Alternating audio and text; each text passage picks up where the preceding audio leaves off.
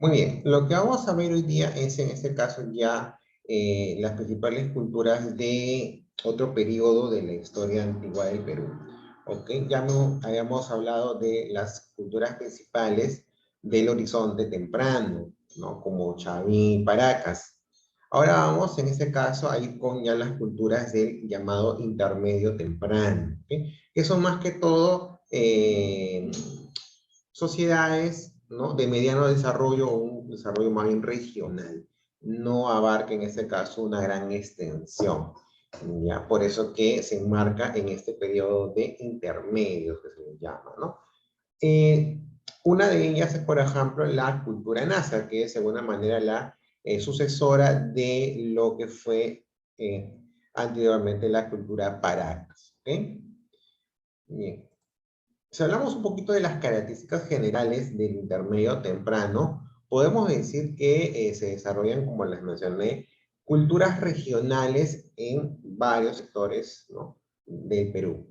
En lo político se produce una consolidación de los estados teocráticos militares, dirigidos por sacerdotes y militares, ¿no? ¿Se acuerdan que en Chavín el poder era exclusivamente religioso? Lo ejercían solamente los sacerdotes, pero a partir, en ese caso, de ciertas, de malas predicciones, de una desconfianza en el mensaje de los sacerdotes, ¿no? En este caso ya empezaron a partir de Paracas a constituirse estados religiosos militares, ¿ok? De esta manera, ambos grupos se compartían el poder y aparecía una sociedad jerarquizada debido a las marcadas diferencias sociales. En estos pueblos desarrollaron una economía basada en actividades artesanales como la textilería, la metalurgia o la cerámica. ¿Okay? Se debe resaltar que la actividad agrícola tuvo un gran progreso debido al desarrollo de la ingeniería hidráulica, con la construcción de canales, reservorios y acueductos para poder controlar el agua. Asimismo, se sustentaba en conocimientos astronómicos. Entonces, cuando hablamos de la ingeniería, es toda actividad que se desarrolla para poder manejar o controlar, en este caso, el uso del agua. ¿Okay? En cuanto al medio geográfico, ya en la región Ica, que es al sur de Lima, surge la cultura nazca, ¿no?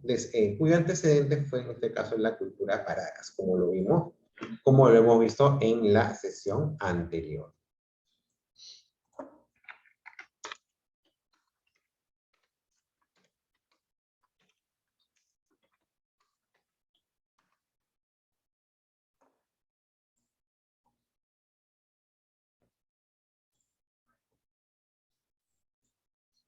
¿Ya? El centro cultural o capital fue en este caso la ciudad de Cahuachi, ubicada en el valle del Río Grande, provincia de Nazca, en la región Ica. Su influencia llegaría a los valles de Chincha, Pisco, Ica y Río Grande. Incluso llegó hasta el valle de Acari, eso es en Arequipa, o sea, tuvo una extensión hasta Arequipa, ¿no? Su medio geográfico se caracterizó, perdón, por ser un desierto árido y seco. Los ríos de los valles que transportan poca agua se presentan periodos con una permanente ausencia de agua, lo que genera largos periodos de sequía.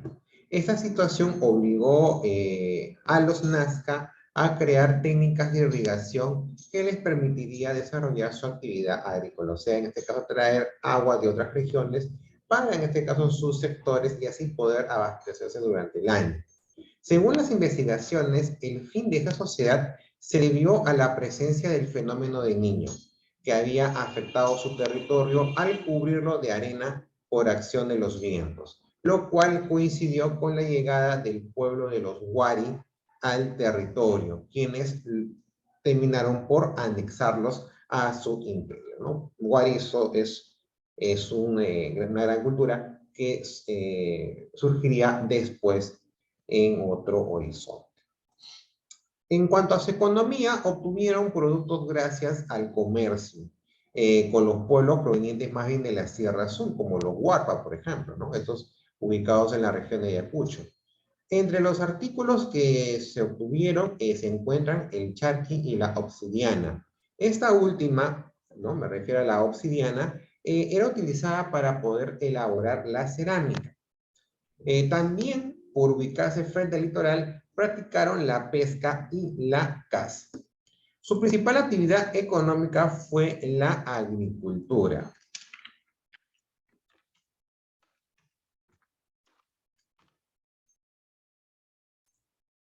Los cultivos que desarrollaron debido a esa actividad fue el algodón, el payar, como también el ají. Lograron superar las dificultades que presentaba su medio geográfico, con el desarrollo, como he mencionado anteriormente, de la ingeniería hidráulica. De esa manera construyeron pues, reservorios, canales, ¿no? Y acueductos subterráneos. La idea era, en este caso, almacenar la gran cantidad de agua, ¿no? Que se podía formar durante los periodos, ¿no? No áridos, y posteriormente esa agua irla usando en los periodos de sequía. ¿Ok? Los puquios, o también llamados ojos de agua, fueron excavados hasta cierta profundidad donde lograban obtener agua del subsuelo. Los construyeron a cierta distancia unos a otros para poder conectarlos mediante canales subterráneos. Los pozos servían para realizar la limpieza de los mismos. El agua obtenida era trasladada a través de canales hasta los reservorios, a partir de los cuales se irrigaban los campos de cultivo. Así evitaban que las aguas se desperdicien en el mar. Las paredes de los pozos fueron reforzados con piedras de canto rodado de los ríos, mientras que para el techado de los canales subterráneos se utilizaron dinteles de troncos de guarangos o lajas de piedra. Los restos de canales subterráneos más importantes fueron los de Majoro, Pangaraví y Cantayo. Es decir, lo que hacían para obtener el agua era una reutilización. O sea, utilizaban el agua, ¿no? Para sus sembríos, y ese resto de agua que quedaba lo iban canalizando nuevamente, o sea, lo volvían nuevamente, lo llevaban a los reservorios y luego lo volvían a utilizar. De esa manera, es una reutilización constante del agua. Y así es como evitaban que esa agua se desperdicie yéndose al mar. En cuanto a la sociedad de los nazcas, no constituyeron un gobierno unificado. Estaban más bien organizados en varios grupos independientes que ocupaban los diversos valles vecinos, pero compartían creencias religiosas y conceptos culturales. En cada valle existían estados militares, en los cuales los sacerdotes militares ejercían un control sobre los agricultores, pescadores y artesanos de cada territorio. Los arqueólogos han encontrado en las tumbas y cerámicas la presencia de personajes que portaban las llamadas cabezas trofeo de seres humanos. Esta costumbre de momificar las cabezas trofeo fue muy difundida. Posiblemente serían las cabezas de guerreros vencidos. Se pensaba que cuando mayor era la cantidad de cabezas trofeo que poseía un guerrero, mayor era su prestigio, poder y autoridad.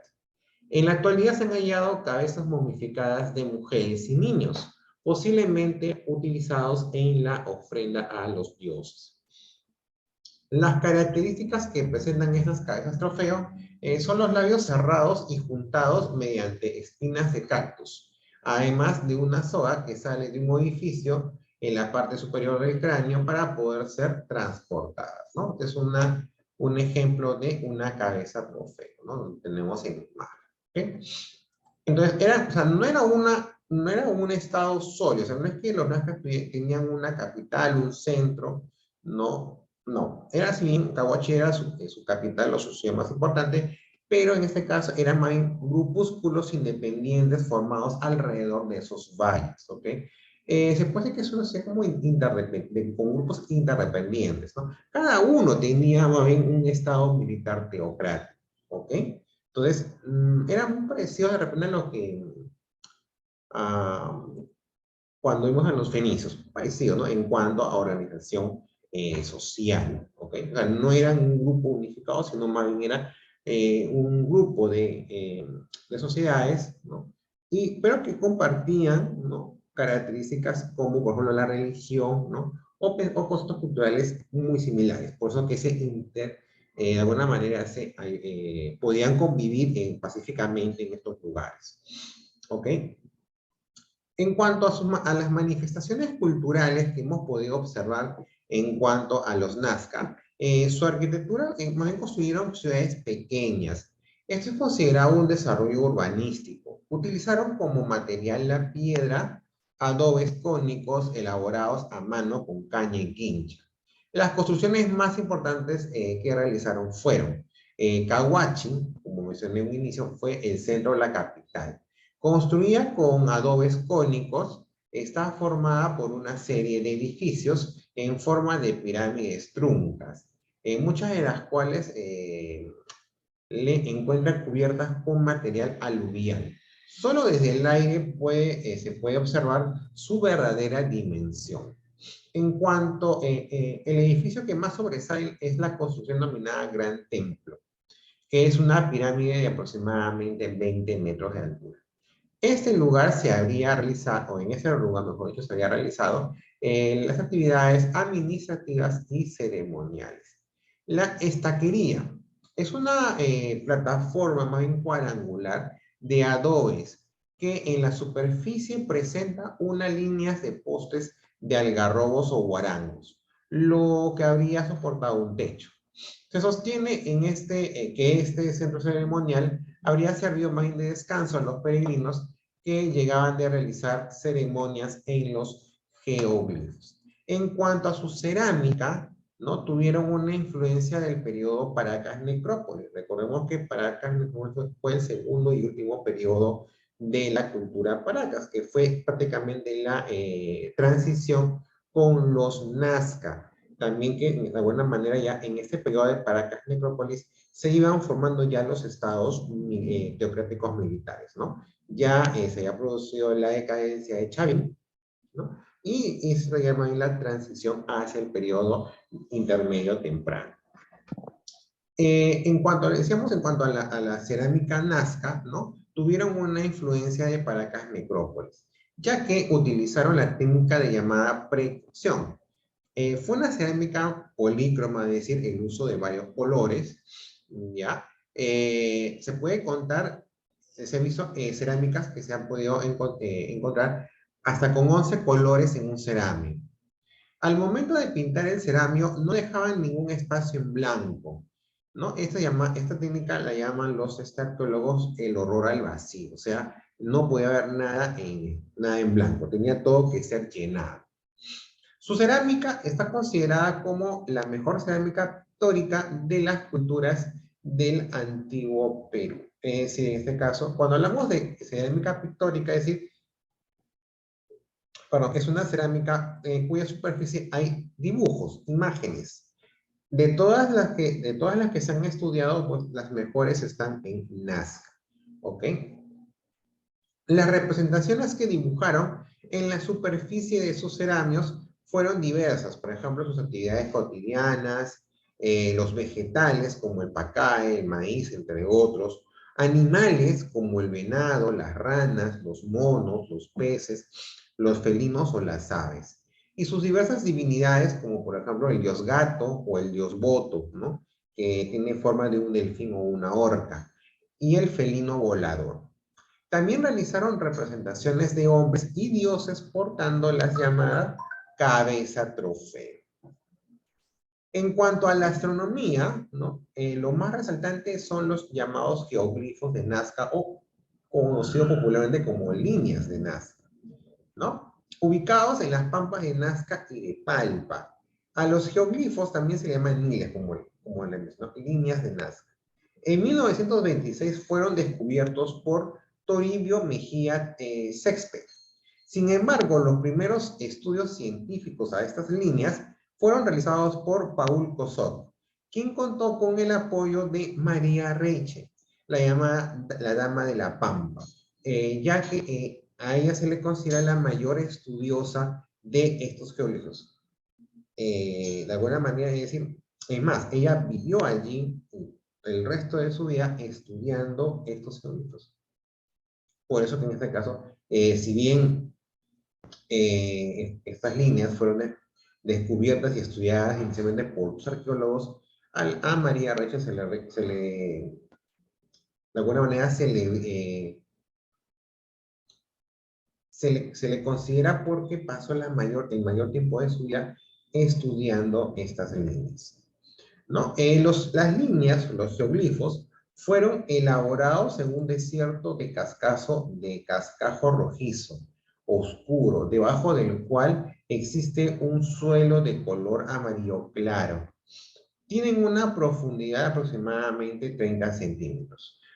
Son diversas las formas, contándose rectas, espirales, curvas en zigzag, figuras geométricas como trapezoides o rectangulares. Asimismo, hay figuras que representan a animales, plantas y seres antropomorfos.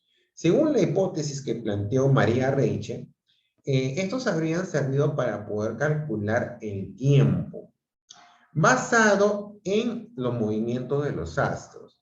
De esta manera se podía conocer las estaciones para determinar las épocas de siembra y de cosecha. Es decir, sería más bien un calendario agrícola, que por sus dimensiones sería de alguna manera el más grande del mundo. En la actualidad, en relación a los geoglifos, existen otras hipótesis como que fueron representaciones de caminos y plazas que se recorrían en medio de ceremonias rituales con el objetivo más bien de propiciar las lluvias, ya que por el tipo de territorio seco que habitaban, el agua era más bien un recurso cálido. ¿Okay? Muy bien. Vamos a ver un poquito de las cabezas trofeo que les había mencionado, ¿no? Esa singular característica de los guerreros Nazca, ¿no? Es muy curioso, ¿no? Que, o sea, en otras sociedades no se ha podido ver algo similar, ¿no? Las llamadas cabezas trofeo, ¿no? Son cabezas humanas, que son consideradas como trofeo, son más un tema del arte nazca, que tuvieron su origen en Chavín y Paracas. A ver, Jimena, dime. Profesor, ¿esa que son como cabezas humanas desecadas? Disculpa. ¿Las cabezas trofeo son cabezas humanas desecadas? Mm, De alguna manera sí, ¿ok? Pero más bien eran momificadas, es decir, eran, eran restos, ¿no? De guerreros vencidos, los decapitaban y en ese caso los iban formando, ya o sea, los descerraban, ¿no? Lo que es la parte de los labios, ¿no? Y en este caso para que cuando el guerrero nazca moría, ¿no? Se llevaba todas sus cabezas trofeos. Entonces ahí los momificaban, ¿no? Para mantenerlos. Y por ejemplo, así se les ve. Esta es, por ejemplo, esta es la representación de una cabeza trofeo. Entonces, es una de las piezas de trofeo que se han encontrado, ¿no? Momificadas, ¿ok? Para que de alguna manera puedan preservarse en el tiempo. A ver, Snyder, ¿qué pregunta? Profesor, ¿las cabezas trofeos tienen algo en común con las cabezas clavas? No, no. Las cabezas clavadas en ese caso serían cuando vimos en cuando vimos en Chavín, eran más que todo representaciones de guardianes, ¿no? Aquí las casas trofeo era el símbolo de la victoria por parte del guerrero Nazca, ¿no? Entonces, para que el guerrero pudiera evidenciar fuera más bien como evidencia de testimonio de sus batallas y de sus victorias, lo que hacían era conservar esas cabezas, ¿ok? Las cabezas clavadas en Chavín más bien eran la representación de guardianes que vigilaban el centro ceremonial, ¿no? En el caso de Chavín tienen otro significado, ¿ok? Ya, entonces, cuando hablamos en este caso de las casas trofeo, ¿no? Mencionamos que fue un arte que tuvo origen en Chavín y en Paracas. En la costa sur se han encontrado más de 100 muestras de cabezas trofeo. Se sabe que esos pueblos preparaban las cabezas sacando el cerebro por la base del cráneo, o sea, la parte de abajo, ¿no? Luego la boca era cosida o cerrada con espinas y se hacía un pequeño hueco en la frente, por donde pasaba una cuerda, ¿no? Con el fin de llevar la cabeza colgada. Se cree que las cabezas trofeo, lejos de estar relacionadas con prácticas guerreras, estuvieron más bien vinculados a vínculos, a ritos con la fertilidad. Esta teoría se apoya en los hallazgos de cabezas de niños y mujeres, no necesariamente asociados con armas o contextos. Los hallazgos son evidencias que todavía tienen que ser demostradas. ¿Okay? Claro, ¿no? O sea, el hecho de que hayan cabezas de niños y de mujeres, pues, ¿no? De alguna manera puede llevar a que tal vez no sea únicamente el contexto bélico el motivo por el cual en este caso se retenían esas cabezas decapitadas, ¿no? Pero todavía es algo que está en estudio. Ahora vamos a ver un poquito más sobre las líneas de Nazca. ¿Okay? Hemos visto un inicio ya que era más que todo un calendario, ¿no? Astronómico que utilizaban los nazcas. Pero hay un poquito o algo más que podríamos conocer a través de este video que les voy a presentar. Cultura nazca, famosa por sus enigmáticos geoglifos. La cultura nazca fue descubierta por el arqueólogo alemán Federico Max Uhle en 1901. Surgió en el periodo denominado Intermedio Temprano, entre los años 200 a.C. y 700 después de Cristo, coincidiendo con el ocaso de la cultura Paracas y desarrollándose paralelamente a la cultura mochica. Se desarrolló en el valle de Río Grande en la provincia de Nazca, en Ica, y durante su mayor florecimiento se extendió desde Chincha por el norte hasta el valle de Acarí por el sur, en la provincia de Carabalí, en Arequipa. A pesar de ser Nazca un valle en medio del desierto, sus pobladores lograron desarrollar la agricultura gracias a la construcción de numerosos canales y acueductos subterráneos que permitieron aprovechar racionalmente el agua de los manantiales, puquios o caudales de ríos para aliviar el problema recurrente de la sequía propia de la región. Estas construcciones hicieron que los nazcas sean considerados los mejores ingenieros hidráulicos del Perú antiguo, logrando cultivar, entre otros, el maíz, frijol, yuca, lúcuma y payares. Fue una sociedad clasista y teocrática, teniendo como centro religioso y político a la ciudad de Cahuachi, a 6 kilómetros de Nazca, la misma que estaba compuesta por más de 40 cimas piramidales coronadas por estructuras de adobe. La pirámide más grande consistió en 6 terrazas superpuestas que excedían los 20 metros de altura. Durante las ceremonias religiosas, las cabezas de los enemigos eran cortadas y preparadas como trofeos y enterradas en rituales destinados a favorecer la fertilidad de la tierra. El sacerdote, como figura predominante, tenía el poder para organizar y ejecutar el trabajo comunitario y dirigir las actividades ceremoniales. Se encontraba al servicio del mismo dios Paracas, Con, quien era el creador del mundo y de los hombres. Otro de sus dioses era un ser híbrido de felino, pez y ave, conocido con el nombre de Botu. Los nazcas, además de construir acueductos subterráneos, también son responsables de la construcción de las famosas líneas de Nazca, enigmáticas figuras geométricas dibujadas sobre las pampas de Nazca. Estas enormes figuras solo pueden ser apreciadas en toda su magnitud desde el aire o desde las colinas cercanas, ya que se extienden por un perímetro de 50 kilómetros de largo por 15 kilómetros de ancho, cruzando diferentes ciudades en la región. Los dibujos de mayor tamaño son un pájaro con casi 300 metros, un lagarto de 180 metros, un mono, un cóndor y un pelícano, todos con 135 metros, y una araña de 42 metros. Las líneas de Nazca fueron encontradas por el arqueólogo peruano Toribio Mejía Xespe en 1927 y han sido estudiadas desde 1941 por la arqueóloga alemana Maria Reich, quien dedicó gran parte de su vida a su estudio y conservación, motivo por el que se le conoce como la Dama de la Pampa. Algunas de estas figuras o geoglifos representan criaturas vivientes, otros plantas o seres fantásticos, y otras figuras geométricas de varios kilómetros de largo. Se presume que podrían haber tenido una función ritual relacionada con la astronomía, fungiendo de calendario, o incluso que podría tratarse de caminos sagrados. Para trazar estas líneas, los antiguos pobladores de la cultura nazca se valieron de diversos instrumentos. El tupu, que era una plancha de metal o madera colocada perpendicularmente a la tierra para proyectar la sombra del sol y de la luna. El teodolito, que era un tubo de madera o terracota del que pendían una plomada para trazar el rumbo de las líneas, el cordel y el nivel de agua. Una de las cosas que genera mayor asombro es que las líneas de Nazca se han mantenido prácticamente intactas a pesar del paso inclemente del tiempo.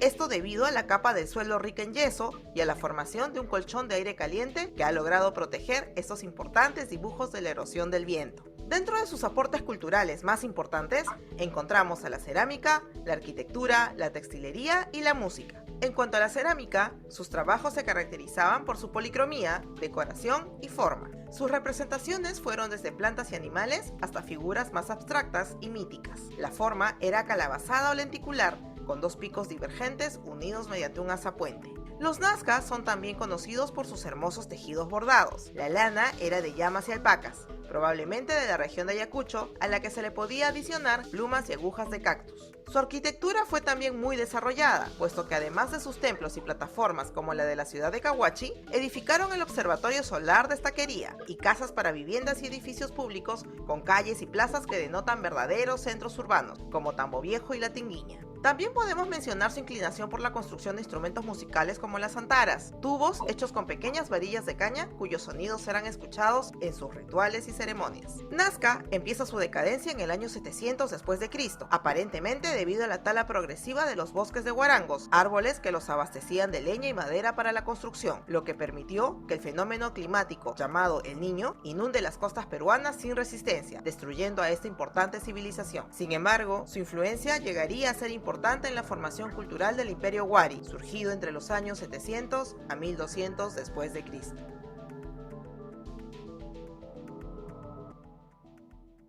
No te olvides de compartir nuestra historia y suscribirte.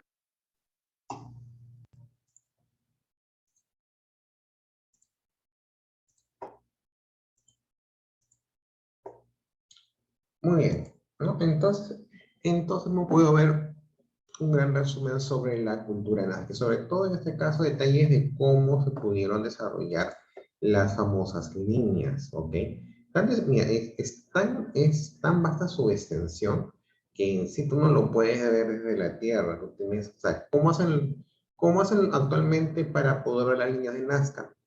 Contratan, en este caso, hay empresas, ¿no?, que tienen pequeñas avionetas que en este caso recorren todo el sitio, toda el área, ¿no?, donde se han encontrado las líneas, y tú las puedes ver desde el cielo. Es la única manera que las puedes apreciar. ¿Ok? Y aún como vemos, si bien María Areche ha dedicado gran parte de su día estudiando estas líneas, todavía hay muchas preguntas por resolver, ¿no? En todo caso, hipótesis todavía por confirmar. Las que hasta el momento una de las más aceptadas es que se trataba más bien de un calendario astronómico, ¿no?, con el cual podían desarrollar predicciones sobre, en ese caso, los tiempos exactos para poder cosechar, ¿no? Y también los tiempos de sequía, con lo cual, en este caso, activaban, ¿no?, todo el procedimiento de distribución de agua, ¿no?, que venían ellos, de alguna manera, venían guardando, ¿no?, para justamente usarlos en tiempos de sequía. Bien, hasta aquí en este caso la sesión número 13 sobre la cultura nazca. ¿Okay? Recuerden, mañana tienen que presentar las tareas de las sesiones 12 de Historia del Perú e Historia Universal. Además, también desarrollar los exámenes de esta sesión. Son ambas, no me estén haciendo solamente una. Tienen que ser ambas, ¿correcto? Y listo. Muy bien, entonces nos vemos mañana a la misma hora. Chao, chao.